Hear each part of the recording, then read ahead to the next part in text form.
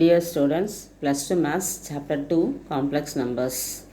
இப்போ நம்ம காம்ப்ளெக்ஸ் நம்பரோட பொது வடிவம், அதாவது ஜென்ரல் டேர்ம் அப்படின்னு பார்க்கும்போது எப்படி ரெப்ரசன்ட் பண்ணுவோம் அப்படின்னா z is equal to x plus iy. இது வந்து ஒரு கலப்பெண்ணுடைய பொது வடிவம் அப்படின்னு சொல்கிறோம். இப்போ இதில் எக்ஸும் ஒய்யும் அப்படின்னு பார்த்தீங்கன்னா ரியல் நம்பர்ஸ், ஏன்னா நம்பர் ஒன்றால் இருக்கலாம். அதுக்கு அடுத்தது z is equal to x plus iy. இதில் இதுதான் நமக்கு என்ன கேட்டிங்கன்னா ரெக்டாங்குலர் ஃபார்ம் அப்படின்னு சொல்கிறோம். அதாவது ஒரு இது வந்து மெய்ப்பகுதி அப்படின்னு பேர், இது வந்து கற்பனை பகுதி. இங்கிலீஷில் சொல்லும்போது இது ரியல் பார்ட் ஆஃப் இசட், இது வந்து இமேஜினரி பார்ட் ஆஃப் இசட் அப்படின்னு சொல்கிறோம். இப்போ இது இந்த மாதிரி எக்ஸ் ப்ளஸ் ஐஒய் ஃபார்மில் நம்ம எழுதினோம்னா அதுக்கு பேர் வந்து பார்த்திங்கன்னா ரெக்டாங்குலர் ஃபார்ம். இப்போ நம்ம 2.2 எக்ஸசைஸ் போகிறதுக்கு முன்னாடி சில ப்ராப்பர்ட்டிஸை நம்ம இங்கே பார்த்துடலாம். ஃபஸ்ட்டு ப்ராப்பர்ட்டி நான் என்ன சொல்ல போகிறேன் அப்படின்னு பார்த்தீங்கன்னா அடிஷன் ஆஃப் காம்ப்ளெக்ஸ் நம்பர்ஸ், அதாவது கூட்டல். Let z1 and z2 be the two complex number. z1 z2ன்ற ரெண்டு காம்ப்ளெக்ஸ் நம்பரை நம்ம எடுத்துக்கிறோம். அதை எந்த வடிவத்தில் எடுத்துக்கிறோன்னா z1 is equal to x1 plus iy1 அப்படின்னு எடுத்துக்கிறோம். z2 is equal to x2 plus iy2 அப்படின்னு எடுத்துக்கிறோம். இது ரெண்டுத்தையும் நம்ம ஆட் பண்ணும்போது z1 plus z2 is equal to x1 plus iy1 plus x2 plus iy2ன்னு எழுதுவோம். இதில் மெய்ப்பகுதியோடு எழுதணும், கற்பனை பகுதியோடு நம்ம ஆட் பண்ணிக்கணும். இப்போ இதில் வந்து ரியல் பார்ட் அப்படின்னு பார்க்கும்போது x1, இதில் வந்து x2. இந்த x1ஐயும் x2வையும் நம்ம ஆட் பண்ணி அது தனியாக எழுதணும். y1ம் y2வும் எழுதி முன்னாடி i போடணும். அதாவது அந்த கேட்டகரி வந்து தனித்தனியாக தான் இருக்கணும், இதுக்கு மிங்கிள் பண்ணி நம்ம எழுத முடியாது. இதுதான் வந்து நம்ம காம்ப்ளெக்ஸ் நம்பரோட எழுதுகிற முறை. அப்போ மெய்ப்பகுதியும் ஆட் பண்ணிக்கிறோம், அதே மாதிரி கற்பனை பகுதியும் இங்கே ஆட் பண்ணி நம்ம போட்டுடுறோம். இப்போ x1 ப்ளஸ் x2 அப்படின்றது real part of z1 plus z2, y1 plus y2 அப்படின்றது imaginary part of z1 plus z2 அப்படின்றது நம்ம தெரியும். இப்போது இது எந்த கொஸ்டின்ஸில் கேட்குறாங்க அப்படின்னா 2 மார்க் கொஸ்டினில் இதை கேட்குறாங்க. இது கொடுத்துட்டு ஆர்கன் பிளேனில் வந்து நீங்கள் இதை காட்டுங்க அப்படின்னு சொல்லியிருப்பாங்க. ஆர்கன் பிளேன் அப்படின்னா உங்களுக்கு நல்லாவே தெரியும், நம்ம சாதாரணமாக போடுற XY பிளேன் தான். போட்டுட்டு இதுக்கு வந்து நம்ம ரியல் ஆக்சிஸ் அப்படின்னு சொல்லுவோம். எக்ஸ் ஆக்சிஸை வந்து என்ன சொல்லுவோம், ரியல் ஆக்சிஸ். ஒய் ஆக்சிஸை வந்து நம்ம இமேஜினரி ஆக்சிஸ், அதாவது இது வந்து மெய் அச்சு, இது வந்து கற்பனை அச்சு. இப்போது z1 அப்படின்ற ஒரு பாயிண்ட்டை நான் அங்கே குறிச்சிருக்கேன், அதாவது x1, y1. z2 வந்து பார்த்திங்கன்னா x2, y2. இப்போ இது ரெண்டுத்தையும் நான் ஆட் பண்ணும்போது எனக்கு z1 ப்ளஸ் z2 என்ன கிடைக்குது அப்படின்னு பார்த்தீங்கன்னா இந்த பாயிண்ட்டு இங்கே கிடைக்குது. x1 plus x2, y1 plus y2. இந்த மாதிரி எழுதினாலே போகிறோம், உங்களுக்கு 2 மார்க்ஸ் வந்து கொடுத்துருவாங்க. நெக்ஸ்ட் வந்து சப்ராக்ஷன்னா கழித்தலில் பண்ணும்போது அதே போல் ரெண்டு காம்ப்ளெக்ஸ் நம்பர் நம்ம எடுத்துக்கிறோம். z1 மைனஸ் z2 அப்படின்னு எழுதுகிறோம். x1 ஃபஸ்ட்டு எழுதியிருக்கேன், மைனஸில் போட்டு z2 எழுதியிருக்கேன்.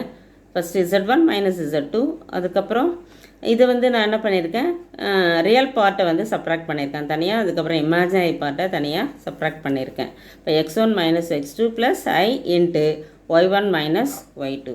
இதையும் நம்ம ஆர்கன் பிளேனில் நம்ம சொல்கிறோம். இது வந்து ரியல் ஆக்சிஸ், இது வந்து இமேஜினரி ஆக்சிஸ். இது வந்து z1, இது வந்து z2. z1 மைனஸ் z2 அப்படின்றது நமக்கு எங்கே கிடைக்குது அப்படின்னு பார்த்தீங்கன்னா z2 இங்கே எழுதியிருக்கோம். இந்த z2ஓட மைனஸ் வேல்யூ அப்படின்னு பார்க்கும்போது இங்கே வந்துடும், ஜஸ்ட் ஆப்போசிட்டில் இங்கே வரும் -2. இப்போ இது ரெண்டுத்தையும் நம்ம ஆட் பண்ணும்போது தான் நமக்கு என்ன கிடைக்கும்னா z1 மைனஸ் z2 கிடைக்கும். இதனுடைய கோஆர்டினேட்ஸ் அப்படின்னு பார்க்கும்போது x1 minus x2, y1 minus y2. Next பார்த்தீங்கன்னா மல்டிப்ளிகேஷன் ஆஃப் 2 காம்ப்ளெக்ஸ் நம்பர்ஸ். இரண்டு கலப்பெண்களை எப்படி பெருக்கிறது அப்படின்றத நம்ம இங்கே பார்க்க போகிறோம். z1 வந்து x1 plus iy1, z2 is equal to x2 plus iy2 அப்படின்னு நான் எடுத்திருக்கேன். z1 இன்ட்டு z2 அப்படின்னும் போது x1 அதாவது z1 எழுதிட்டேன், அதுக்கப்புறம் z2 இங்கே எழுதியிருக்கேன் மல்டிப்ளிகேஷனில். இதை எழுதும்பொழுது நான் வந்து தனித்தனியாகவே நம்ம சாதாரணமாக எப்படி மல்டிப்ளிகேஷன் பண்ணுவோம் அப்படி தான் பண்ணியிருக்கேன். x1 into x2 plus iy2 plus iy1 into x2 plus iy2 அப்படின்னு எழுதியிருக்கேன். நெக்ஸ்ட் ஸ்டெப்பில் இதை மல்டிப்ளை பண்ணியிருக்கேன். x1 இன்ட்டு x2 இங்கே எழுதியிருக்கேன். x1 இன்ட்டு i(y2) வந்து i இன்ட்டு x1 y2 அப்படின்னு எழுதியிருக்கேன்.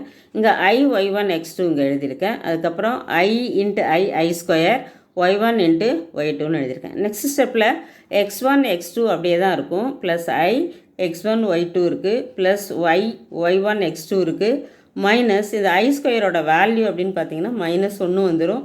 அதனால் இங்கே -y1 y2. இங்கே பார்த்தீங்கன்னா இதுவும் ரியல், இதுவும் ரியல். அதாவது இது ரெண்டுமே ரியலாக இருக்குது.